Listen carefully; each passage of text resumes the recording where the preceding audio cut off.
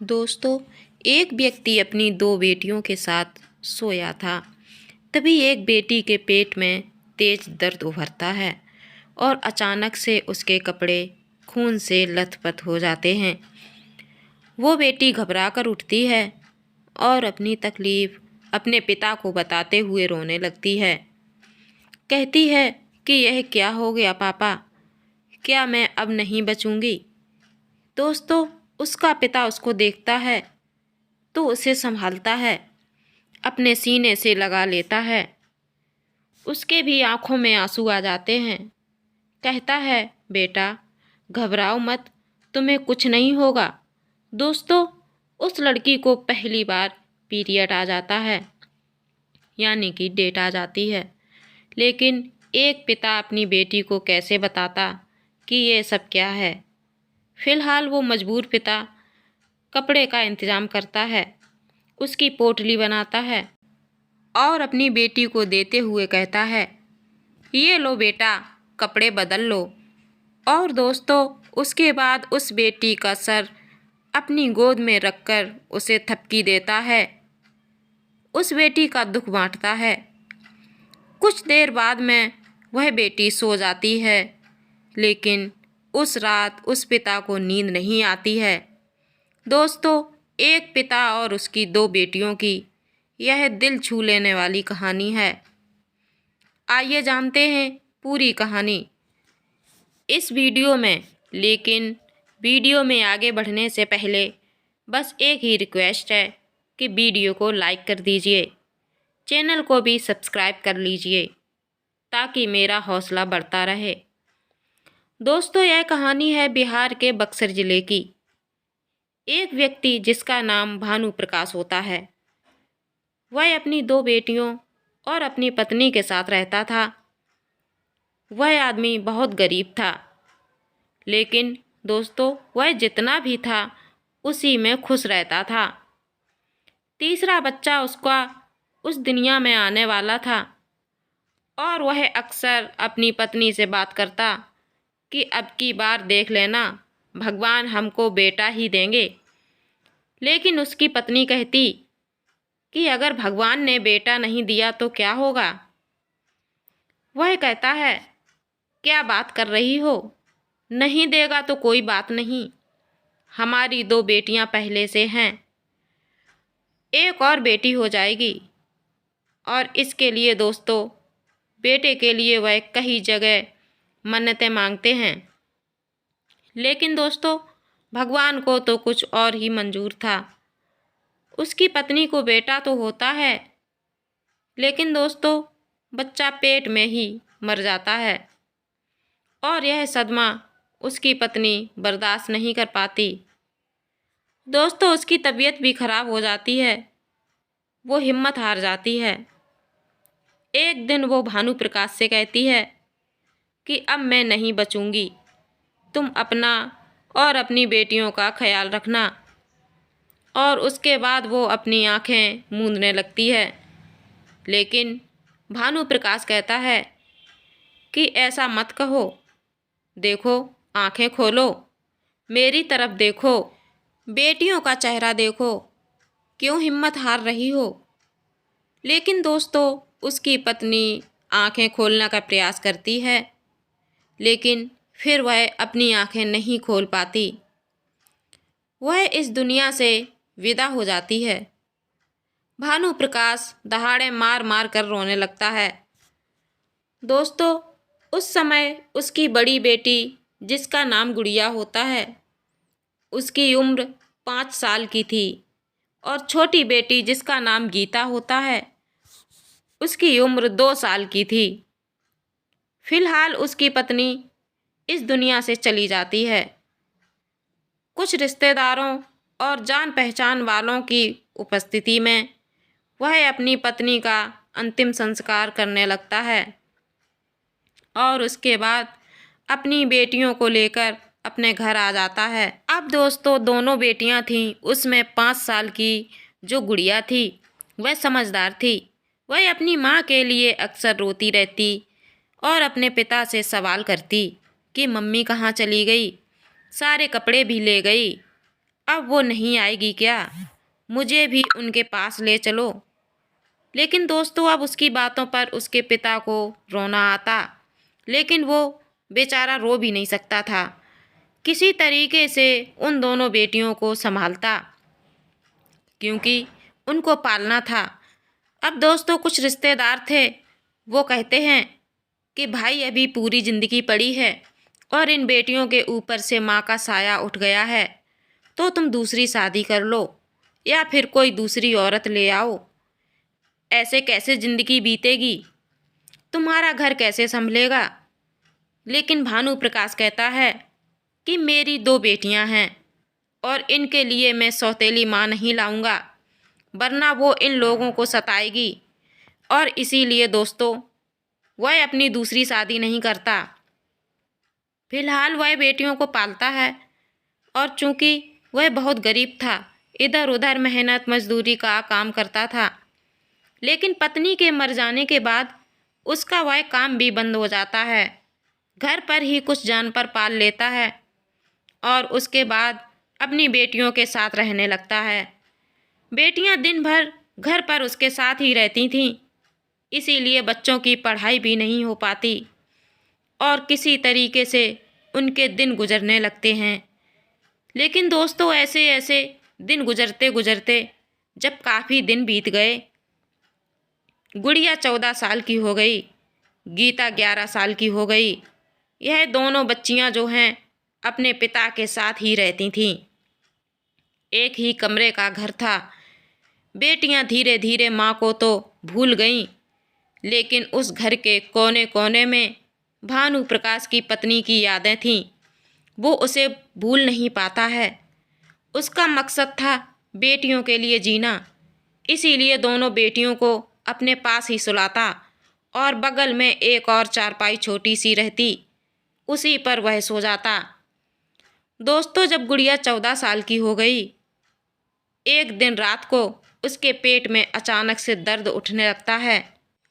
वो उठती है, बेचैन हो जाती है, सोचती है ये कैसा दर्द है। उसके बाद पानी गर्म करके पीती है और फिर सो जाती है।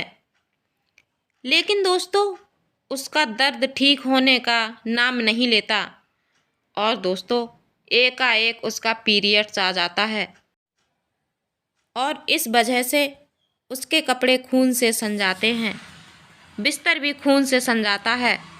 वह घबरा जाती है, कांपने लगती है, सोचती है ये क्या हो गया।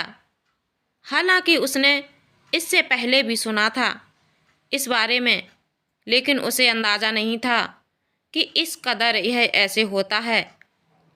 दोस्तों वह अब किसको जगाती? बगल में गीता सोई थी।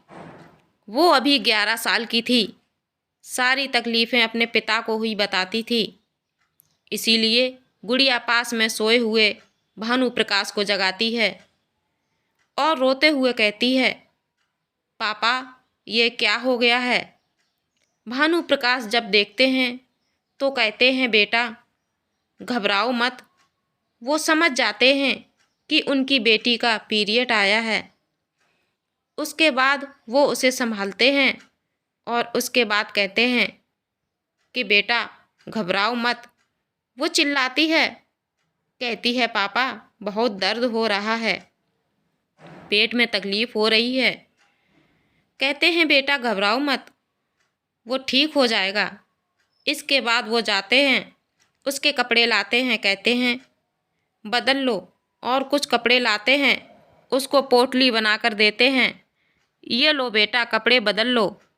और उसके बाद दोस्तों गुड़िया उधर कपड़े बदलती है, इधर भानु प्रकाश गुड़िया का बिस्तर बदलते हैं और उसके बाद फिर वो कहते हैं, बेटा घबराओ मत, रो मत, ठीक हो जाओगी।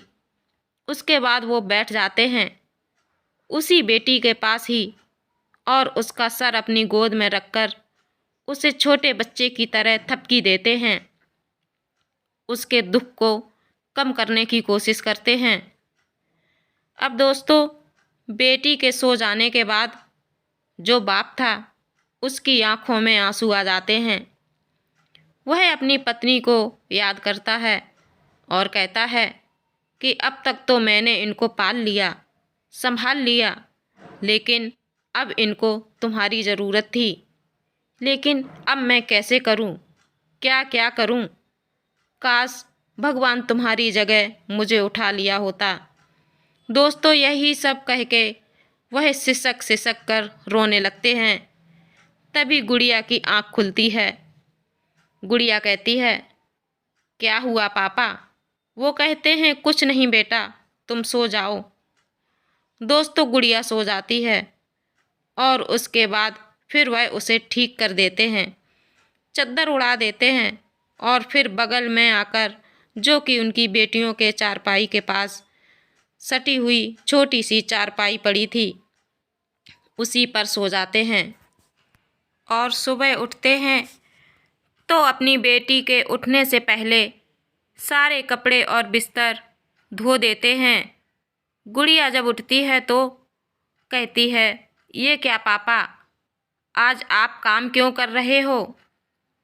दोस्तों, नज़रें झुकाए अपने पिता से नज़रें भी नहीं मिला पा रही थी। लेकिन भानु प्रकाश कहते हैं कि बेटा तुम आराम करो और मैं सारा काम कर लूँगा। और इसके बाद कहते हैं, जाओ नहा धो लो। दोस्तों, उसे फिर वह कपड़ा देते हैं और कहते हैं, ये लो, जाओ नहा धो लो, कपड़े बदल लो।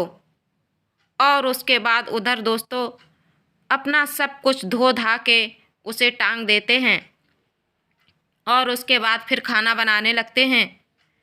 वहाँ पर गुड़िया आ जाती है तो भानु प्रकाश कहते हैं, बेटा तुम आराम करो, अब पेट में दर्द तो नहीं हो रहा है? गुड़िया कहती है, नहीं पापा, अब ठीक हैं। लेकिन फिर भी वो कहते हैं कि तुम आराम करो, कल से काम करना। दोस्तों, उसके बाद जब वो खाना बनाते हैं तो उनकी छोटी जो बेटी थी गीता, वो कहती है, पापा आप खाना क्यों बना रहे हो? दीदी क्यों नहीं बना रही? तो वो कहते हैं कि तुम्हें क्या मतलब, उसकी तबीयत खराब है। वो कहती है, कहाँ तबीयत खराब है, अच्छी खासी तो सोई है। क्योंकि दोस्तों तबीयत खराब होने का मतलब उसके लिए तो बुखार ही था। वो उसके सर को छूती है तो कहती है, कुछ नहीं हुआ है इसको। लेकिन अब उसे क्या पता कि अब उसके दीदी के साथ क्या हुआ है। फिर भानु प्रकाश उससे कहते हैं कि तुझे खाने से मतलब है या बकवास करने से मतलब, तो चुपचाप जो है उसके पास बैठी रहे। दोस्तों, उसके बाद खाना बन जाता है। खाना परोसकर वह अपनी बेटियों को देते हैं और कहते हैं कि ऐसा है कि मैं 2-3 घंटे में आऊँगा, तुम लोग अपना ख्याल रखना। दोस्तों, उसके बाद वो साइकिल उठाते हैं और उनके घर से 7-8 किलोमीटर दूर एक उनके रिश्तेदार का घर होता है, वहाँ पर जाते हैं। एक महिला वहाँ पर होती है, वह महिला गुड़िया की मौसी लगती थी।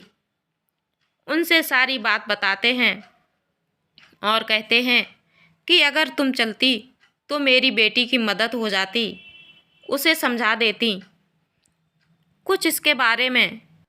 दोस्तों, उसके बाद वह औरत फ़ौरन तैयार हो जाती है।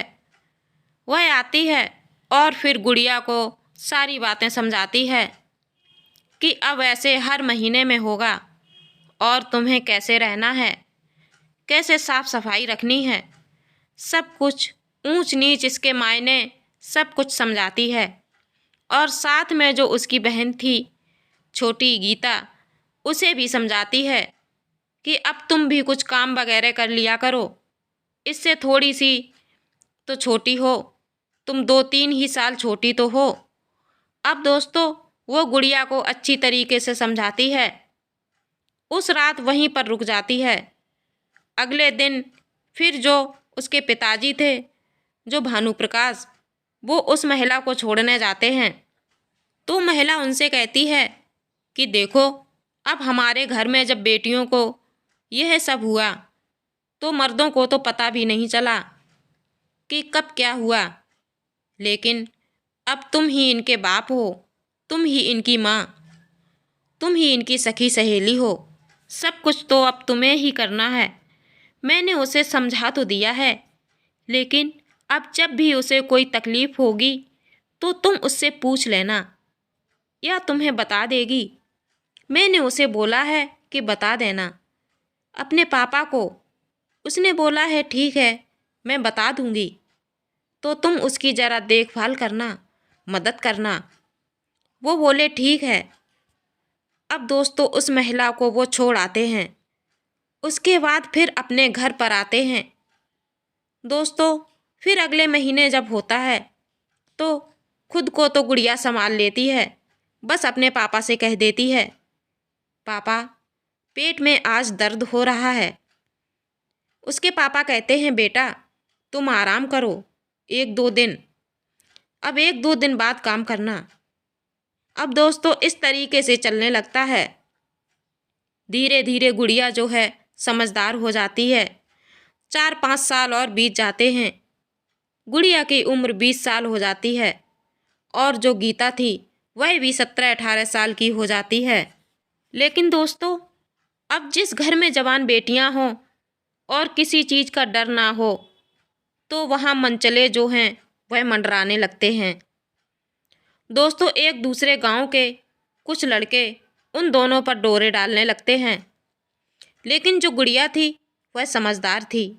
अपने पिता के संघर्षों को, उनके त्याग को, उनकी इज्जत को समझती थी। लेकिन गीता ऐसी नहीं थी। दोस्तों वह उनके बहकावे में आ जाती है। वह भी ताक झांक करने लगती है। जब गुड़िया उसको समझाती है कि तू क्या कर रही है, क्योंकि वह एक लड़के के प्रेम जाल में फंस जाती है और गुड़िया को इस बात का पता चलता है तो उसे डांटती है, समझाती है कि ये सब क्या है, तू क्या कर रही है। लेकिन दोस्तों वह कहती है कि इससे तुझे क्या मतलब, मैं कुछ भी करूं और तू ऐसे ही रहे, और तुझे इज्जत का बड़ा ख्याल है, मुझे इससे फ़र्क नहीं पड़ता, मेरी ज़िंदगी है, मैं जो मर्जी करूं। गुड़िया रोने लगती है, कहती है कि अगर पापा ने सुन लिया या कुछ हो गया, समाज में कभी तेरी बदनामी हो गई तो सोच क्या होगा, पापा के ऊपर क्या बीतेगी। अगर पापा को कुछ हो गया तो मैं भी अपनी जान दे दूंगी और उसके बाद तू रहना अकेले यहाँ पर। गीता कहती है तू मुझे ज़्यादा मत समझा, अगर ज़्यादा समझाएगी तो मैं एक दिन उस लड़के के साथ भाग जाऊंगी, मैं बता दे रही हूँ। अब दोस्तों यह बात सुनकर जो गुड़िया थी वो तो सन्न रह जाती है। उसके बाद वो रोने लगती है, क्योंकि वो गीता उसकी बातों को नहीं समझती। अब दोस्तों जब शाम हुई तो काफ़ी उदास बैठी थी। उसके पिताजी जो कि अपने जानवरों को चरा कर लाते हैं, कहते हैं क्या हुआ बेटा, तो कहती है पापा कुछ नहीं। फिर पूछने पर वो कहते हैं कि आप गीता की शादी करा दो। वो कहते हैं क्या बात कह रही हो, अगर शादी होगी तो पहले तेरी होगी, गीता की थोड़ी होगी। वो कहती है नहीं पापा, अगर मैं इस घर से चली जाऊंगी तो आपको कौन देखेगा, यह घर कौन संभालेगा, इसीलिए पहले इसकी शादी करा दो, उसके बाद मेरे बारे में सोचना। उसके पापा कहते हैं ठीक है, शादी की बात जब होगी देखी जाएगी, मैं लड़का तो ढूंढ ही रहा हूँ, लेकिन तेरे लिए ढूंढ रहा हूँ। वो कहती है नहीं पापा, पहले इसकी शादी करा दो। लेकिन उसके पापा कहते हैं नहीं, पहले तेरी शादी होगी। अब दोस्तों अगले दिन जो भानु प्रकाश थे वो चले जाते हैं अपने जानवरों को चराने के लिए, और उधर जो गीता थी वो ताक झांक करने लगती है। तभी जो है उसकी बहन गुड़िया से बहस हो जाती है। गुड़िया कहती है, ठीक है, अगर ऐसी बात है तो उस लड़के को बुला, उसे मैं समझाऊंगी कि इस तरीके से नहीं होता है। अगर वह शादी करने के लिए हाँ करता है तो पहले तेरी ही शादी करवा दूंगी। दोस्तों, वह लड़का आता है, उसे ये दोनों बुलाती हैं। फिर गुड़िया कहती है कि जब प्यार करते हो तो शादी कर लो, इस तरीके से क्या तुम ताक झाक करते हो, हमारी बदनामी होगी। वो लड़का कहता है कि मैं थोड़ी शादी करूँगा, इससे जो हो गया बहुत हो गया, शादी वादी मुझे नहीं करनी। वो कहती है, क्यों नहीं करोगे, बहुत बुरा होगा अगर नहीं करोगे। वह कहता है, क्या कर लेगा तेरा बाप, अरे वह कुछ करेगा तो उसकी ही बदनामी होगी और शर्म से वैसे ही वह मर जाएगा। अब दोस्तों, जब यह बात गुड़िया सुनती है तो उसका गुस्सा तो सातवें आसमान पर होता है और उसका खून खौल उठता है। वह उस पर टूट पड़ती है और कहती है, तेरी हिम्मत कैसे हुई मेरे पापा के बारे में ऐसी बात करने की। दोस्तों, उसे गिरा देती है और उसको पीटने लगती है और गीता भी लग जाती है उसको मारने के लिए। दोनों बहनें उसकी पिटाई करती हैं।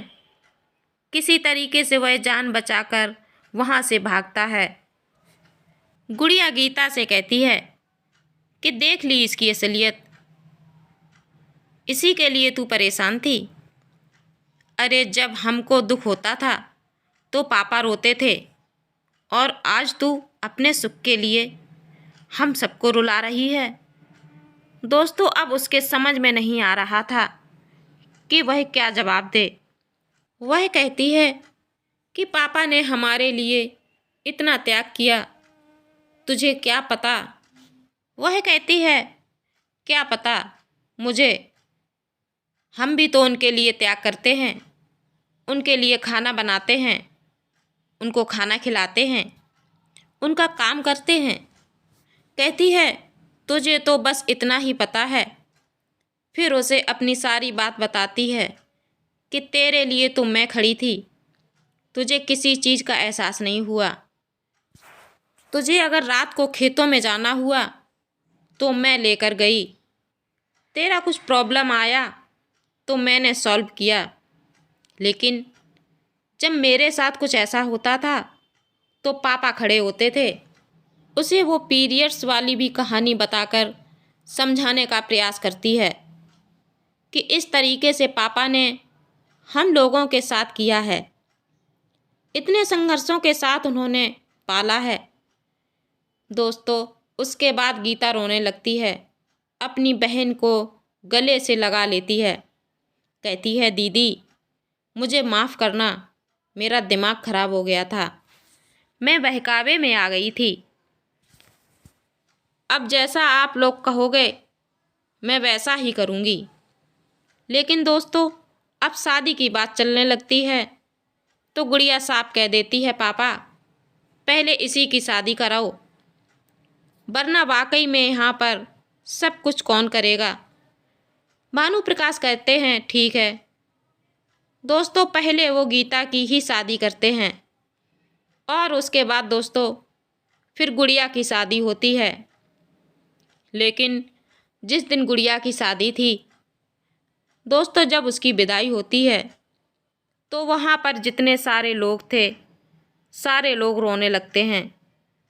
गुड़िया जो है विदा होते वक्त इतना रोती है कि बेहोश होकर गिर जाती है। लेकिन उसको पति के घर जाना ही था। दोस्तों, फिर कुछ देर बाद उसकी विदाई होती है और उसके बाद फिर वह अपने पति के घर रहने लगती है। लेकिन उसका मन नहीं लगता, वह काफ़ी उदास उदास सी लग रही थी।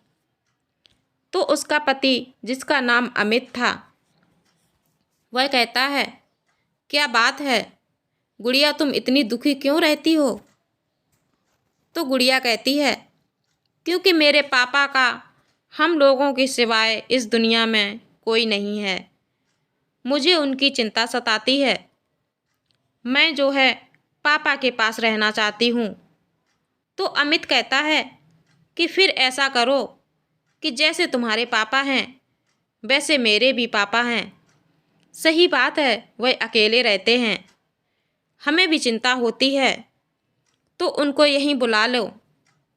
दोस्तों, इसके बाद वो भानु प्रकाश को अपने पास बुला लेते हैं और फिर ये सारे लोग एक साथ रह रहे हैं। दोस्तों, आज 4 साल हो गए हैं और यह सभी लोग साथ में रहते हैं। गुड़िया को एक बेटा हुआ है। जैसे भानु प्रकाश अपनी बेटियों की देखभाल करते थे, वैसे अब वह गुड़िया के बेटे की देखभाल करते हैं। दोस्तों, एक पिता अपनी बेटियों के लिए क्या कुछ कर सकता है और क्या कुछ नहीं कर सकता, यह किसी को पता नहीं चलता। लेकिन इस कहानी के माध्यम से आपको बहुत कुछ सीखने को मिला होगा। तो दोस्तों, यह रही कहानी। आपको कैसी लगी कमेंट करके ज़रूर बताएं, और अच्छी लगी हो तो इसी प्रकार की कहानियों को सुनने के लिए इस चैनल को सब्सक्राइब करें। फिर मिलेंगे अगले वीडियो में, तब तक के लिए राधे राधे।